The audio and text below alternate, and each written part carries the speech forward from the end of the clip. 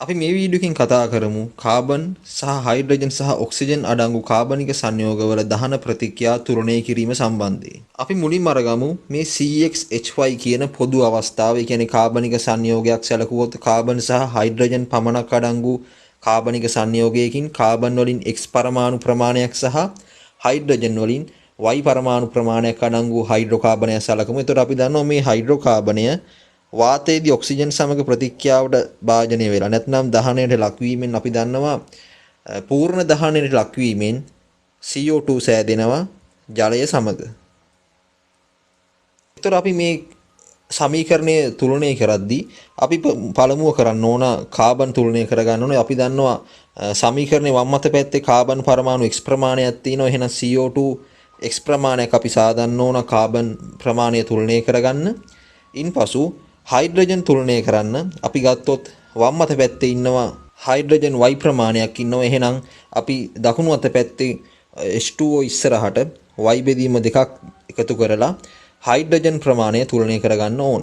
ඊට පස්සේ අපි ඔක්සිජන් ප්‍රමාණය තුලනය කරගන්න අපි ගන්නවා O2 ඉස්සරහා තියෙනවා තුලනය කිරීමෙන් පසු O2 වලින් ඉන්නවා Z ප්‍රමාණයක්. එහෙමනම් අපි කරන්නේ මොකද්ද?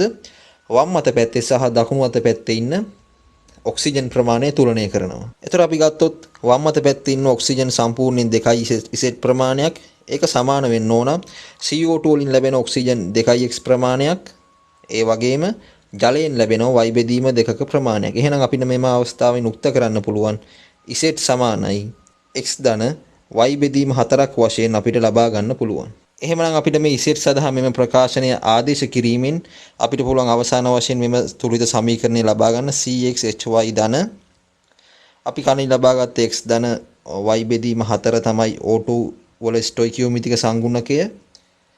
ඉන්පසු x CO2 ප්‍රමාණයක් සෑදෙනවා සහ ජලය Y බෙදීම 2යි ප්‍රමාණයක් සෑදෙනවා මේ අදාළ හයිඩ්‍රෝකාබනයෙන් මවුල එකක් දහනයට ලක්වීමෙන්. අපි එහෙමනම් දැන් උදාහරණයක් වශයෙන් C3H8 ඒ කියන්නේ ප්‍රොපේන් කියන හයිඩ්‍රෝකාබනයේ සම්පූර්ණ දහන ප්‍රතික්‍රියාව සඳහා තුලිත සමීකරණය ලබා ගමු. ඒතර අපි මේ අවස්ථාවේදී x සමානයි 3යි සහ y සමානයි 8ක් වශයෙන් ලබා ගන්න පුළුවන්. එහෙමනම් අපිට මේ මාගයන් ආදේශ කිරීමෙන් ගන්න පුළුවන් තුලිත සමීකරණය.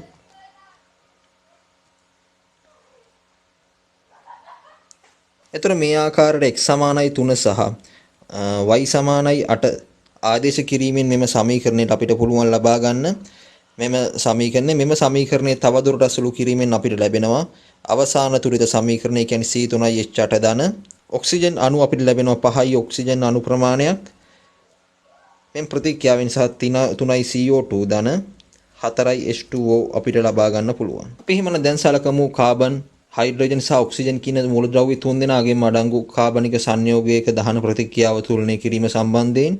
එතකොට මම ගන්නවා මේ අවස්ථාවේදී ඔක්සිජන් සමග ප්‍රතික්‍රියාවට භාජනය වෙලා අපි දන්නවා මේ අවස්ථාවේදී පූර්ණේ දහනය වීමෙන් CO2 සහ ජලය තමයි සාදන්නේ. ඉන්පසු අපි පළමුව කාබන් තුලනය කරන්න ඕන. අපි ඒ සඳහා CO2 ඉස්සරහට X ප්‍රමාණයක් එකතු කරනවා. එතකොට CO2 වල ස්ටොයිකියෝමෙට්‍රික සංගුණකය X. ඉන්පසු හයිඩ්‍රජන් තුලනය කරන්න අපි Y බෙදීම දෙකක ප්‍රමාණයක් එකතු කරනවා ජල අණුව ඉස්සරහට.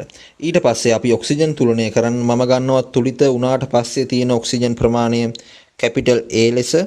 ඉන්පසු අපි දෙපැත්තෙම තියෙන ඔක්සිජන් ප්‍රමාණය තුලනය කරන්න ඕන. එතකොට එහෙමනම් අපිට ගන්න පුළුවන් ඔක්සිජන් ප්‍රමාණය සම්පූර්ණ වශයෙන් 2යි A ධන Z සමානයි 2යි x ධන Y බෙදීම දෙකක් වශයෙන් ලබා ගන්න පුළුවන් සමස්ත ඔක්සිජන් ප්‍රමාණය. ඉන්පසු අපි මෙම සමීකරණයෙන් A උක්ත කරාට පස්සේ කැපිටල් A උක්ත කරාට පස්සේ අපිට ලැබෙනවා 2x ධන y බෙදීම 2 ඍණ z සම්පූර්ණයෙන් වැඩි කිරීම භාගය. එහෙනම් අපිට තවදුරටත් සුළු කිරීමෙන් ලබා ගන්න පුළුවන් A සමානයි x ධන y බෙදීම 4 ඍණ z බෙදීම 2 වශයෙන්. එහෙමනම් අපිට පුළුවන් මේ A අගය මෙම O2 සඳහා ආදේශ කරන්න. එතකොට අපිට අවසාන වශයෙන් ලැබෙනවා CX HY OZ ධන මෙම ප්‍රකාශනය. එතකොට ස්ටොයිකියෝමෙට්‍රික සංගුණකයේ සැලකුවොත් ඔක්සිජන් වල මෙම තියෙන්නේ ඔක්සිජන් ස්ටොයිකියෝමෙට්‍රික සංගුණකයේ ඔක්සිජන් වලට අදාළ සහ ජලය Y බෙදීම 2යි ප්‍රමාණයක් සහ කාබන් ඩයොක්සයිඩ් වායුවෙන් X මවුල ප්‍රමාණයක් සාදනවා මේ හයිඩ්‍රෝකාබනයෙන් එක මවුලයක් සම්පූර්ණ දහනයට ලක්වීමෙන්. අපි එහෙමනම් දැන් සලකමු මේ මෙතනෝල් අණුව සම්පූර්ණයෙන් දහනයට ලක්වීම. එතකොට අපි ගත්තොත් මේ අවස්ථාවේදී X සමානයි 1යි කාබන් ප්‍රමාණය 1යි y ලෙස අපිට ලබා ගන්න පුළුවන් 4ක් හයිඩ්‍රජන් සමස්ත වශයෙන් ඉන්නවා මෙතනෝල් අණුව තුල 4 දෙනෙක් සහ Z සමානයි 1යි. මොකද ඔක්සිජන් එක පරමාණුවක් පමණයි මෙතනෝල් අණුව තුල පවතින්නේ. එහෙමනම් අපිට දැන් පුළුවන් මෙම සමීකරණය මෙන්න මේ ප්‍රකාශනය සඳහා අදාළ අගය ලබා ගන්න. එතකොට x ධන y බෙදීම 4 ඍණ z බෙදීම 2 සමානයි මේ අවස්ථාවේදී. x කියන්නේ 1යි y කියන්නේ 4යි එන 4 බෙදීම 4 ඍණ භාගය.